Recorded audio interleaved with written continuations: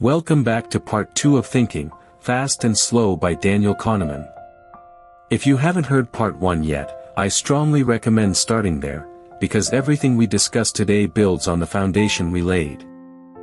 In part 1, we met Daniel Kahneman, the psychologist who won the Nobel Prize in economics. We learned about System 1 and System 2, the fast, intuitive thinker and the slow, analytical one sharing the same brain. And we walked through a parade of cognitive biases, cognitive ease, the law of small numbers, regression to the mean, anchoring, the availability heuristic, the representativeness heuristic, base rate neglect, framing effects, and the halo effect. All driven by an overconfident System 1 and a lazy System 2. Today, in part 2, we go deeper into the work that earned Kahneman the Nobel Prize. We'll explore why losses hurt twice as much as gains feel good. Why we make different decisions about the exact same outcome depending on how it's framed. Why experts are often worse at prediction than simple algorithms. And we'll meet the two selves living inside you, the experiencing self and the remembering self, and discover a truth about happiness that most people don't want to hear. Let's begin. For over 200 years, economics was built on a single idea proposed by the Swiss mathematician Daniel Bernoulli in 1738. Bernoulli said that people make decisions based on expected utility, essentially, the mathematical value of an outcome multiplied by its probability. He also said that the psychological value of money follows a curve.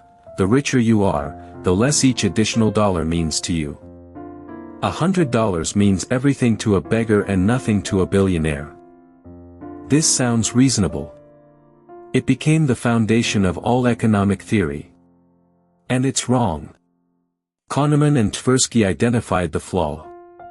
Bernoulli's theory assumes that people evaluate outcomes based on their final state of wealth. If you end up with $1 million, you should be equally happy regardless of whether you started with 900,000 or 100,000.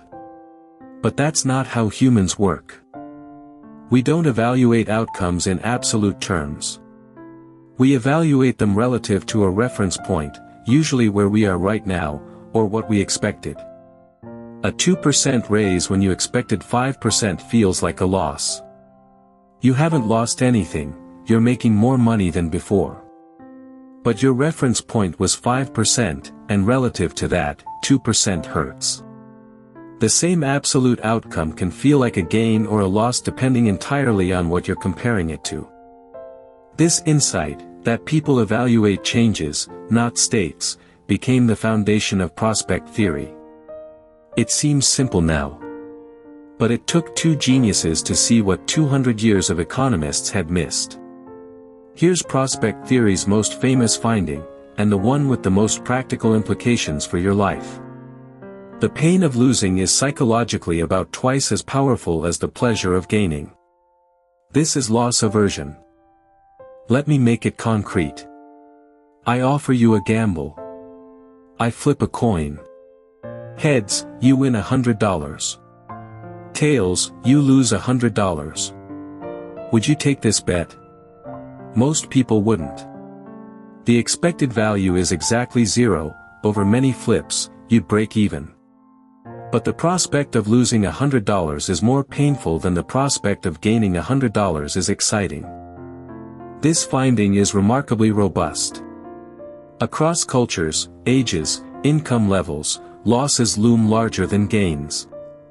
Sellers demand more to part with an object than buyers are willing to pay, the endowment effect, because giving something up feels like a loss.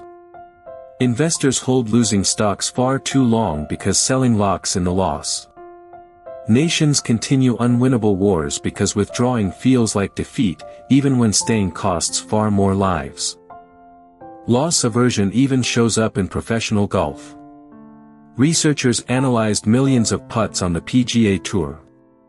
They found that professional golfers, the best in the world, are significantly more accurate when putting for par than when putting for birdie. Same distance. Same green. But putting for par means avoiding a loss, and putting for birdie means pursuing a gain. Loss aversion makes them focus harder when the stakes feel higher. Here's a demonstration of the endowment effect that Kahneman describes. Researchers gave half the students in a classroom a coffee mug with their university logo. The other half got nothing. Then they opened a market. The mug owners could sell.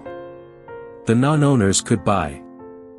Standard economic theory predicts that about half the mugs would change hands. People who value the mug more than the market price would buy, people who value it less would sell. A market should find its equilibrium. What actually happened was very different. The average selling price was roughly double the average buying price. Very few mugs changed hands. The moment students received a mug, it became theirs, and that ownership instantly inflated its value. This happens with houses, with stocks, with everything we own. The simple act of possession makes an object more valuable in our minds. The endowment effect explains why free trials are so effective. Once you've used a product for 30 days, it feels like yours. Canceling feels like a loss. Companies know this. They're not being generous. They're exploiting a cognitive bias. Prospect theory goes deeper than loss aversion. Kahneman and Tversky identified a pattern of decision-making that maps probabilities against gains and losses. They called it the Fourfold Pattern. When facing a high probability of gain, say, a 95% chance to win $10,000, people are risk-averse. They'll take the sure thing. They want to lock in the gain. But when facing a high probability of loss, a 95% chance of losing $10,000, people become risk-seeking. They'll gamble to avoid the loss, even when the gamble makes things worse on average. This explains why gamblers chase losses. Why companies throw more money at failing projects. Why people double down on bad decisions. And when probabilities are very small, the pattern reverses. For tiny chances of a huge gain, like a lottery ticket, people become risk-seeking. $2 for a dream of millions feels worth it. For tiny chances of a huge loss, the risk of a plane crash or a rare disease, people become risk-averse. They'll pay disproportionately large amounts to eliminate that tiny risk. We buy insurance we probably don't need and play lotteries we probably won't win. The same brain. The same biases. Pulling us in opposite directions depending on how the options are presented. Loss aversion has a close relative, regret. And Kahneman has a fascinating insight about what makes regret so powerful. Imagine two people. Person A had shares in company X, considered switching to company Y, but decided against it. Company Y's stock then went up dramatically. Person B actually owned company Y shares, switched to company X, and then watched company Y's stock soar. Who feels worse? Almost everyone says person B. Both lost the same amount of potential gain. But person B took action, and that makes the regret far more intense. This has enormous real-world implications. The regret we anticipate from taking action and failing is usually more intense than the regret from doing nothing and missing out. So we do nothing. We stay in bad jobs. We stay in bad relationships. We don't start businesses. We don't make investments. The fear of the regret we'd feel if things went wrong paralyzes us. But here's the twist that Kahneman's research reveals: in the long run, people tend to regret the things they didn't do far more than the things they did, even the things that went badly. The inaction regrets compound with time. The action regrets fade. A failed business becomes a good story. The job you never applied for haunts you forever. When you take action and it goes badly, you can console yourself, at least I tried, at least I know. When you do nothing, you're left with the permanent question, what if? Knowing this doesn't make the fear go away. But it might help you take the leap anyway. Kahneman devotes significant space in the book to what he calls the illusion of understanding. We look at the past and construct stories that make it seem inevitable. We look at successful companies and successful people and we invent narratives about their brilliance, forgetting all the equally brilliant people and companies that failed. Let me tell you the story of Google, as Kahneman tells it. In 1998, two Stanford graduate students, Sergey Brin and Larry Page, had built a search engine. They tried to sell it. They approached Excite, one of the leading search companies at the time, and offered to sell Google for $1 million. Excite said no. They negotiated down to $750,000. Excite still said no. Today, we read this story and laugh at Excite's short-sightedness. How could they be so stupid? But Kahneman asks a different question. At the time, Google was just another search engine among dozens. The dominant model was portals, Yahoo-style sites where search was just one feature among many. Excite's leadership made a reasonable decision based on the information available to them at the time. The narrative that Google's success was inevitable is an illusion created by hindsight. For every Google that makes it, there are thousands of startups with equally brilliant founders, equally innovative ideas, that nobody remembers. We only tell the stories of the winners. We forget the invisible graveyard of the losers. This illusion of understanding has a dangerous consequence: it makes us overconfident about our ability to predict the future. If the past seems so obvious in retrospect, surely we can see what's coming next. We can't. The world is far more random than our stories suggest. This is one of the most uncomfortable findings in the entire book, especially if you're someone who values expertise and experience. Kahneman reviews decades of research comparing human judgment to simple statistical formulas.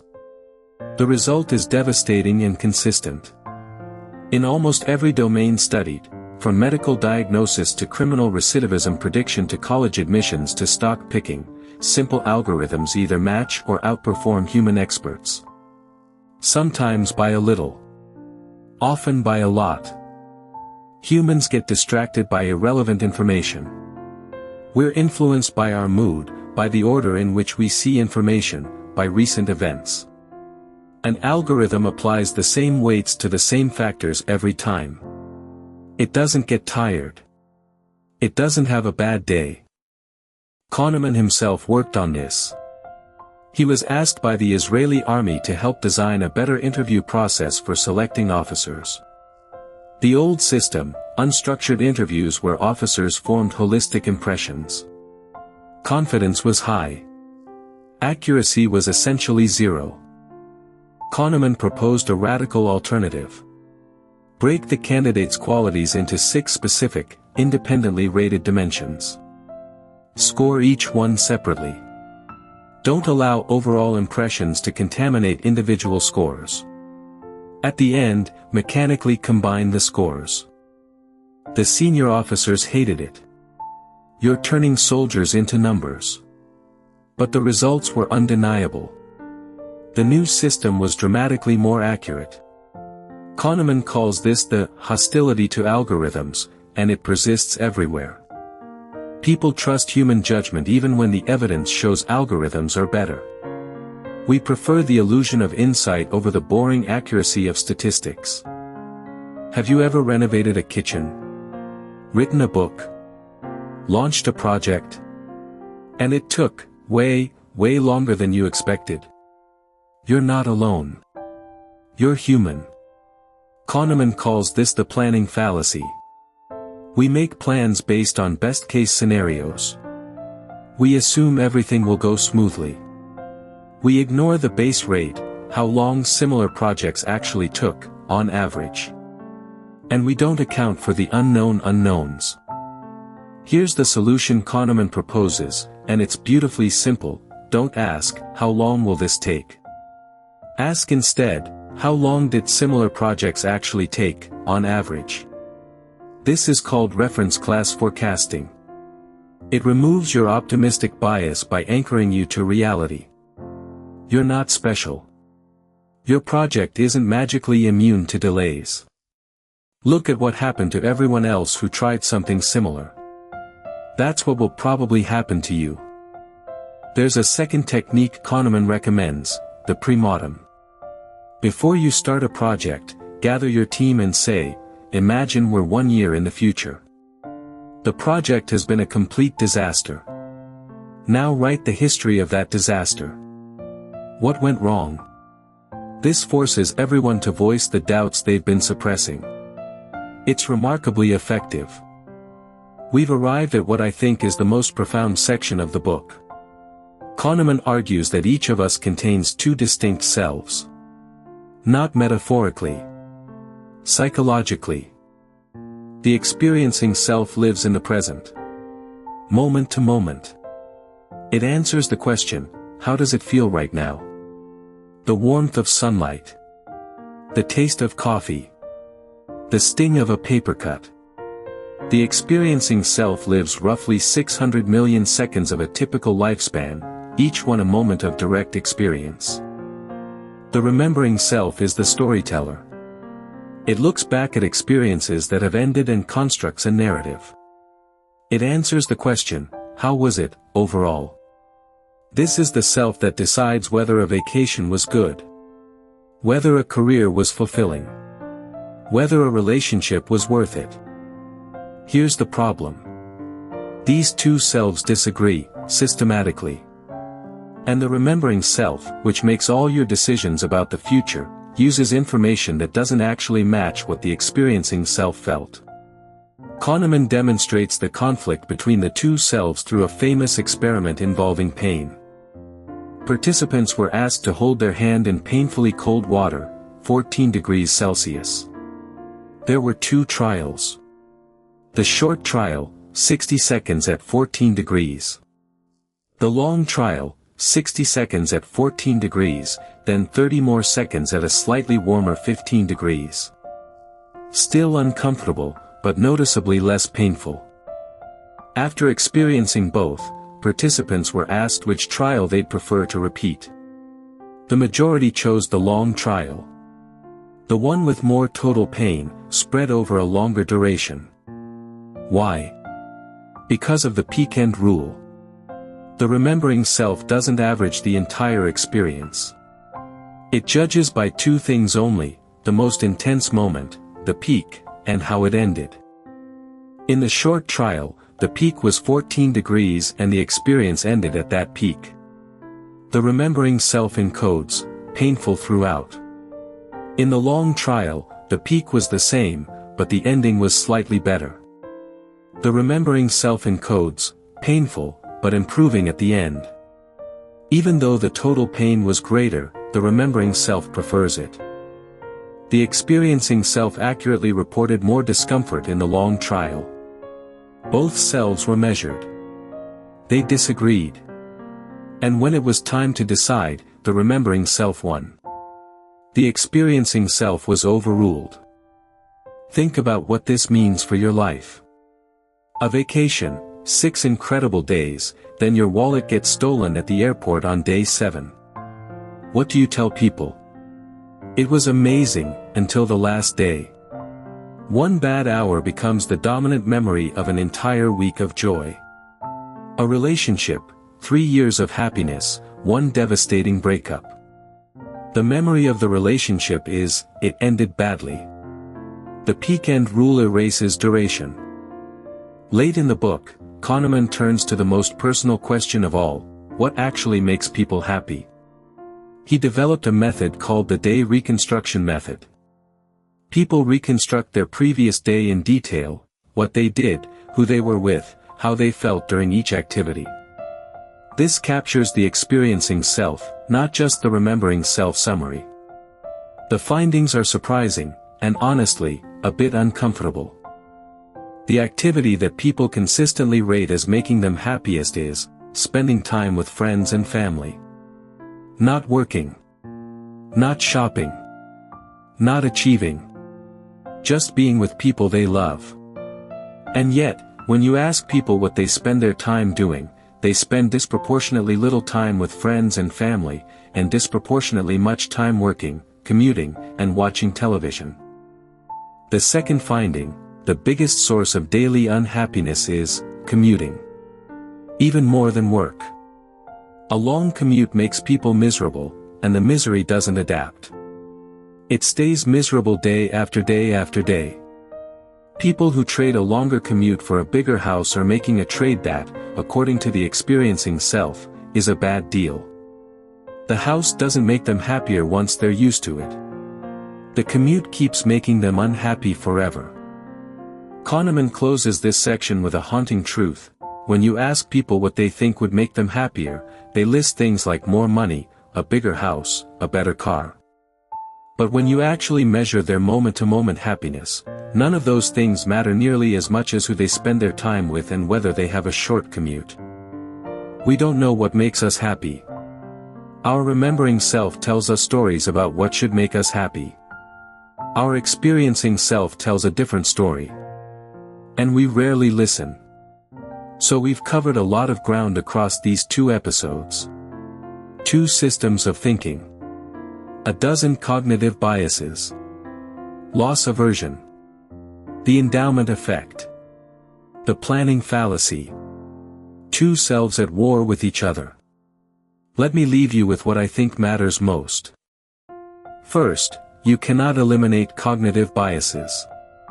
Kahneman himself, the world's greatest expert on these errors, admitted he was still vulnerable to all of them. The goal isn't perfection. The goal is becoming a little bit harder to fool. A little bit more aware. A little more humble about what you think you know. Second, create systems, not willpower. Checklists. Premortems. Reference class forecasting. Independent ratings. These are not exciting. They're boring and bureaucratic. They work. Your intuition will fight them. Fight back.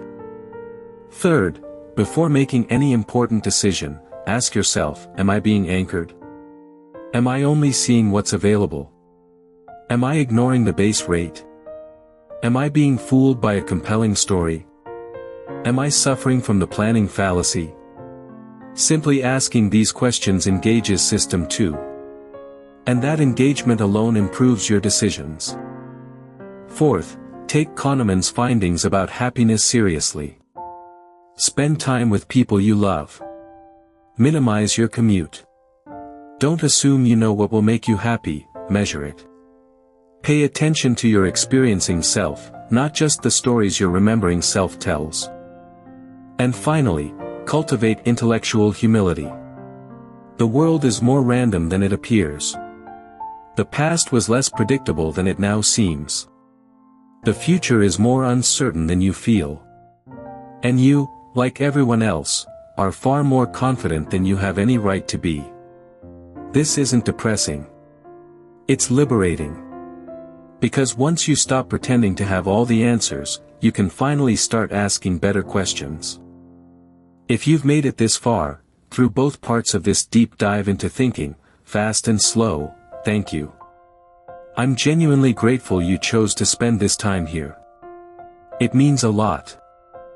If you found this helpful, please subscribe to Mindset Library and hit the notification bell so you don't miss future episodes. And if you know someone who could use a better understanding of how their own mind works, share this with them. It might be the most useful thing you send all week. Now, a word about the book itself. Everything I've shared across these 2 episodes is just the doorway. The full book is far richer. Nearly 500 pages of experiments, stories, and insights that will fundamentally change how you see your own decisions. I cannot recommend it enough. Pick up a copy, from a bookstore, from your library, wherever you get your books. Your System 2 will thank you. The book is Thinking, Fast and Slow by Daniel Kahneman. First published by Farrar, Straus, and Giroux in 2011. It has sold millions of copies worldwide and is essential reading in psychology, economics, business, and public policy. This episode is my personal interpretation and summary of the book's core insights, designed to spark your curiosity and encourage you to experience the full work for yourself. Before you go, try one small experiment. The next time you feel absolutely certain about something, a judgment about a person, a prediction about the future, an investment decision, pause for 5 seconds. Just 5. And ask yourself, am I sure? Or does this just feel true? Take care. I'll see you in the next one.